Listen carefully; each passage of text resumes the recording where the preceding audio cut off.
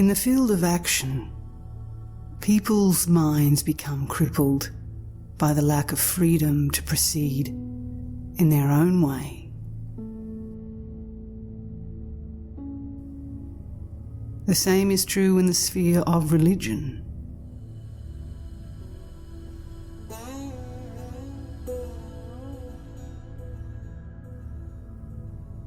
If the aspirant does not find scope for a wide extension of their search,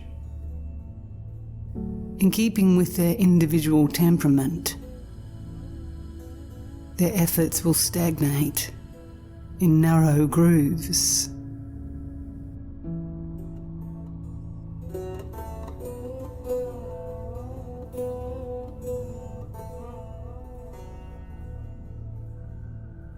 The path that has been chosen must be pursued with great vigour in order that purity of mind and heart may be developed.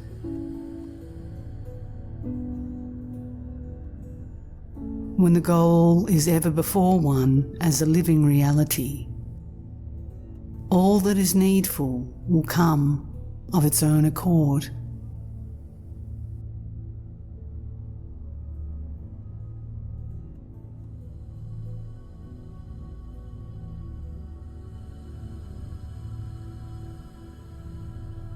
To be attracted means to become transformed.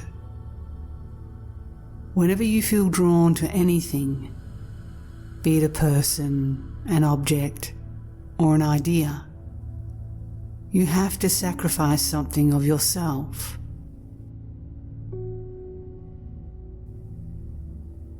In the exact degree that you give up, so will you receive.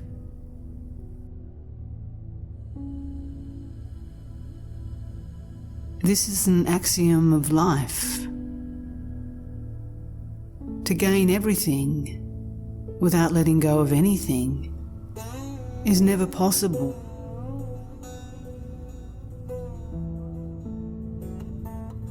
Without sacrifice, nothing can be achieved.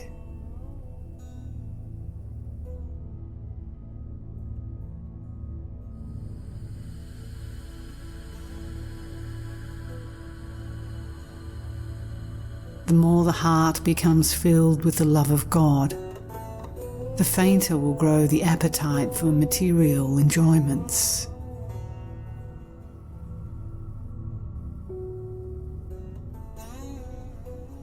The moment you become charmed and therefore transformed and inspired by the divine, your mind will be stilled.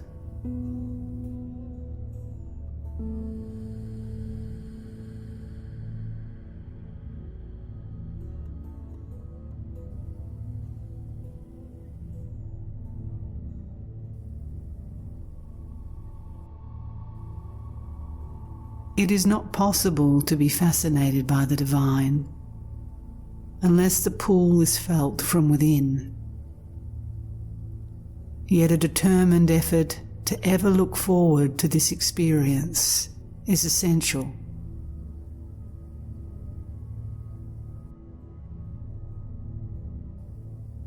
One should constantly remain occupied with spiritual inquiry and investigation.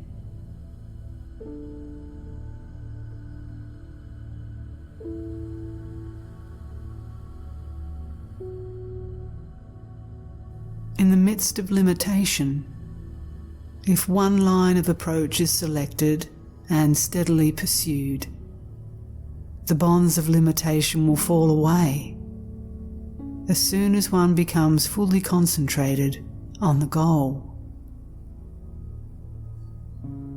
Then the one will stand revealed as the many, and the many as the one.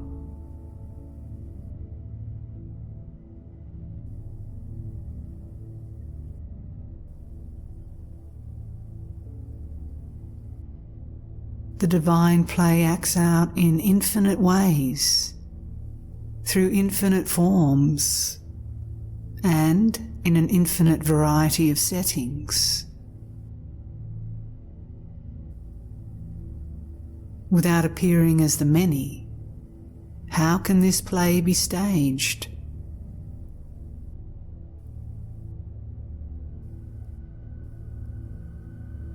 Do you not see how light and darkness, joy and sorrow, fire and water are inextricably linked together in one unbroken chain?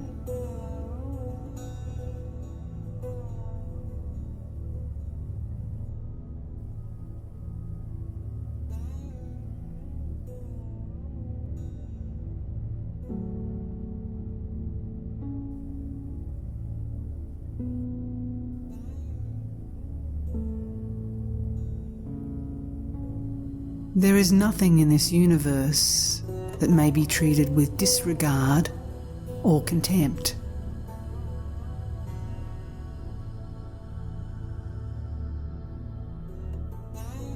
Nature, although itself in constant flux, never accords help to anyone in their restlessness.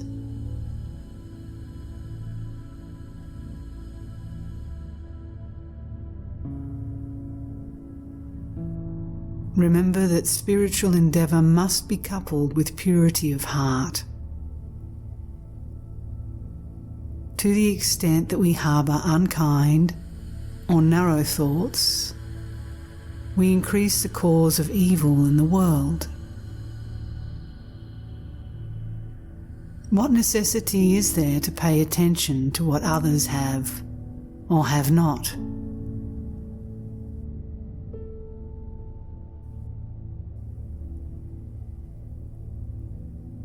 Far better to be intent on your own improvement. If you can develop inner beauty and enshrine the divine, the ever beautiful, in the glorious temple of your heart, you will then be able to perceive beauty in everything.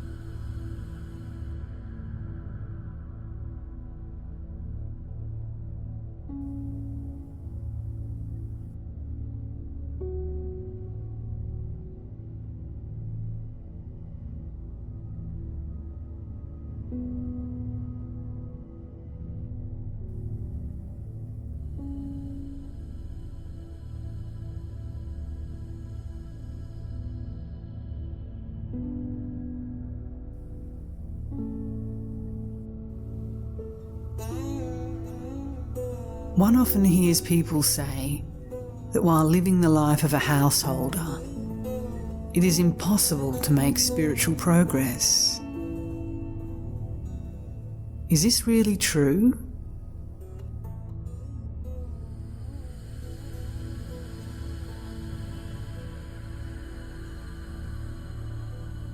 How many opportunities are offered to a householder for practicing religion in daily life? Parental affection, the fondness between brothers and sisters, the love between partners, the reverence and devotion of children for their parents, the companionship between relatives and friends, the blessings of dependence and of the poor and suffering, are all potent aids towards a life that ultimately aims at self-realization.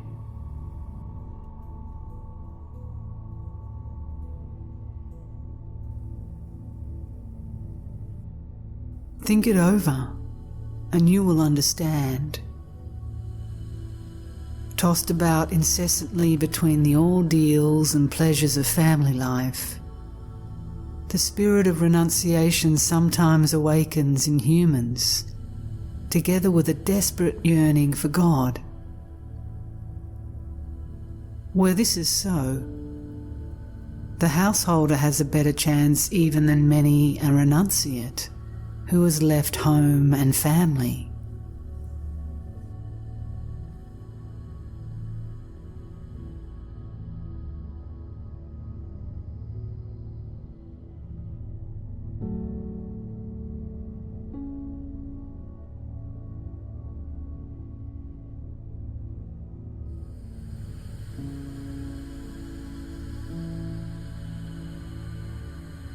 restlessness, agitation, doubt, and the like are certainly objectionable, yet it is a search for happiness that lies at their root.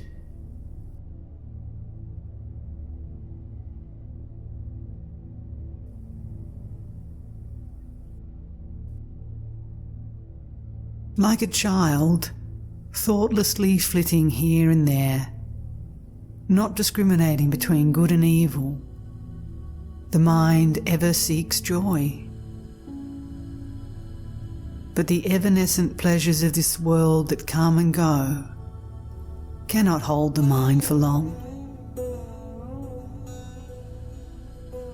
Loving attention and reprimand are both necessary for the education of a child.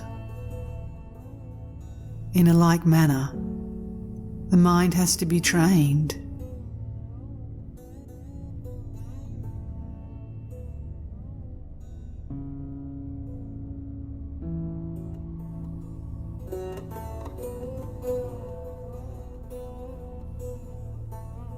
By frequenting the company of sages, saints, and seekers after truth, by harbouring only pure and noble thoughts and emotions, by listening to religious discourses, and by reading books of wisdom, will be provided the right sustenance for the mind, inwardly as well as outwardly.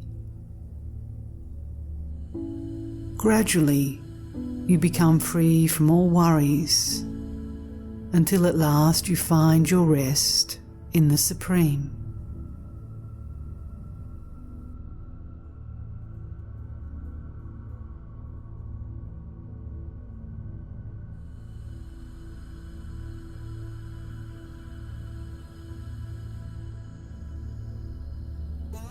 On the battlefield, one has to lay stress on the means of self-defense rather than on provocative attack. Similarly, one should take special care to keep oneself protected within the entrenchment of discrimination and intelligent reasoning, reinforced by consecrated activities that make the mind God-centered, so that the outer enemy, in the form of craving for sense pleasures, may not be able to intrude. The mind is its own friend or foe. The mind itself has to destroy its own ignorance. The easiest and most effective means for purging the mind is to associate with saints and seekers after truth, and to ceaselessly invoke the name of God.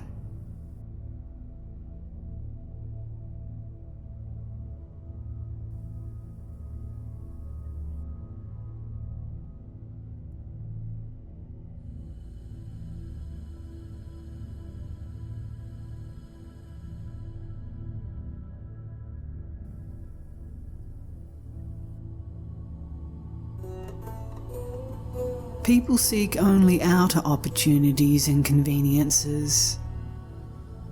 They fail to realize that so long as they are merely concerned with success and failure, they simply remain on the surface of things.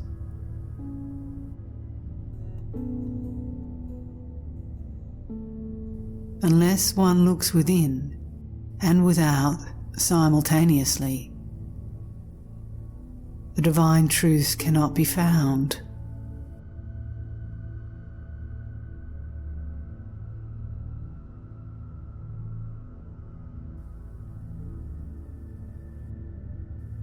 The body, worldly possessions, one's home, and people belong to the external.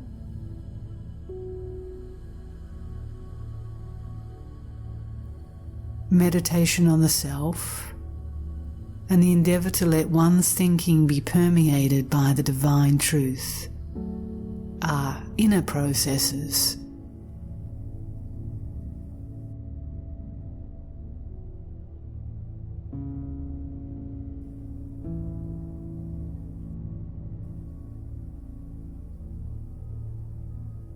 To run after physical and mental comforts will only strengthen attachment to external pleasures, and rust will collect inwardly.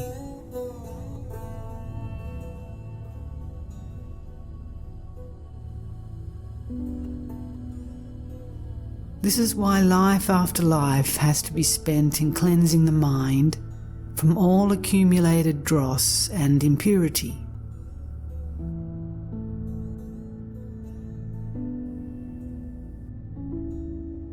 So long as one cannot make a clean sweep of outer attractions, one should at least aim at directing one's attention within as well, by seeking the essence of things and meditating on that, which is bliss eternal.